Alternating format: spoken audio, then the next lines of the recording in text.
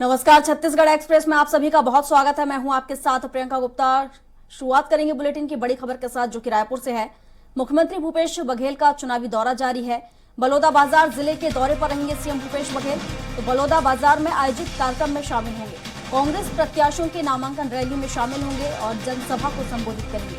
तो बड़ी खबर आपको बता रहे हैं, जहां बलौदाबाजार में आयोजित कार्यक्रम में शामिल होंगे सीएम भूपेश बघेल, तो कांग्रेस प्रत्याशियों के नामांकन रैली में भी शामिल होंगे।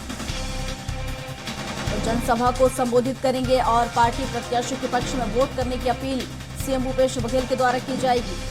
तो मुख्यमंत्री भूपेश बघेल का चुनावी दौर जारी है और इसी क्रम में वो बलौदाबाजार जिले के दौरे पर रहेंगे, जहां जनसभा करेंगे और जनसभा को संबोधित करने के दौरान पार्टी प्रत्याशियों के पक्ष में वोट करने की अपील जनता से करेंगे।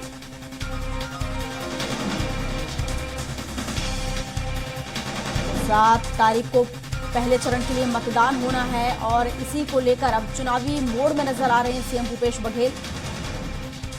7 तारीख को मतदान होगा, इसके चलते बलौदाबाजार जिले के दौरे पर रहेंगे सीएम भूपेश बघेल, जहां जनसभा को संबोधित करेंगे और इस दौरान जनता से अपील करेंगे पार्टी प्रत्याशियों के पक्ष में वोट करने की। अब चुनावी हुंकार भरने निकल पड़े हैं सीएम भूपेश बघेल। तो चुनावी मोड़ में नजर आ रहे हैं और बलौदाबाजार जिले के दौरे पर हैं। तो बलौदाबाजार जिले के दौरे पर रहेंगे सीएम भूपेश बघेल और यहां पर एक कार्यक्रम आयोजित होगा जिसमें शामिल होंगे। तो यहां पर जनसभा को संबोधित भी करेंगे और इसी दौरान जनता को संबोधित करते हुए पार्टी प्रत्याशियों के पक्ष में वोट करने की अपील सीएम भूपेश बघेल करेंगे।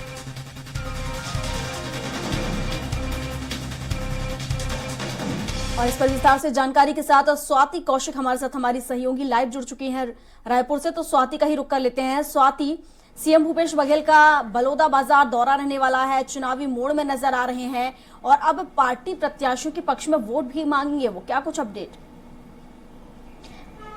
जी बिल्कुल, देखिए मुख्यमंत्री भूपेश बघेल का लगातार प्रदेश में चुनावी दौरा जो है वो शुरू हो चुका है। कल जहां हमने देखा कि मुख्यमंत्री भूपेश बघेल का बेमेतरा जिले का दौरा था, वहीं आज वो बलौदाबाजार जिले के दौरे पर रहेंगे और लगातार प्रत्याशियों के समर्थन में वोट मांगेंगे और उनके नामांकन में भी शामिल होंगे।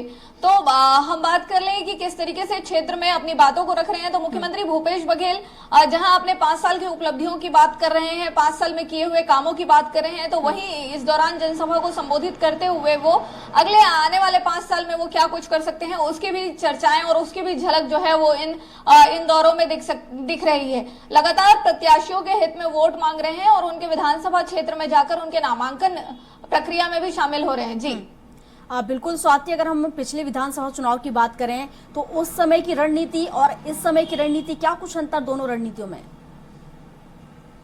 जी बिल्कुल, देखिए अगर पिछले समय की रणनीति की बात करें प्रियंका, 2018 का वो चुनाव था जब कांग्रेस जो है वो सत्ता में आई और थोड़े मोड़े नहीं बहुत ज्यादा मैंडेट के साथ आई। तो उस समय की रणनीति की अगर हम चर्चा कर लें तो मुख्यमंत्री भूपेश बघेल जो वर्तमान में है वो उस समय विपक्ष में हुआ करते थे और विपक्षी दल के नेता थे अभी के डिप्टी सीएम टीएस सिंहदेव जी। तो जब वो नेता प्रतिपक्ष थे और मुख्यमंत्री भूपेश बघेल जो है वो कांग्रेस पार्टी के अध्यक्ष थे, तब उस समय बिल्कुल ये मसला जो है वो क्लियर था कि वो किसानों के हित में बात करेंगे, वो क्षेत्रीयता के लिए बात करेंगे। क्षेत्रीयता से मेरा एस्पेक्ट है कि नेता छत्तीसगढ़िया हो, ये जो है उनके वो महत्वपूर्ण विषय थे। साथ ही शराबबंदी जो है वो महत्वपूर्ण विषय था, बढ़ता हुआ क्राइम रेट जो है वो महत्वपूर्ण विषय था और ये तमाम विषय को लेकर कांग्रेस पार्टी जो है वो लगातार धरनों पर दिख रही थी। लगातार अपनी बातें जो है वो विधानसभावार वो उठाते दिख रहे थे। सिर्फ विधानसभावार अगर हम बात ना करें तो गांव तक भी जाकर इन सारी चीजों को जो है वो प्रचार प्रसार किया गया था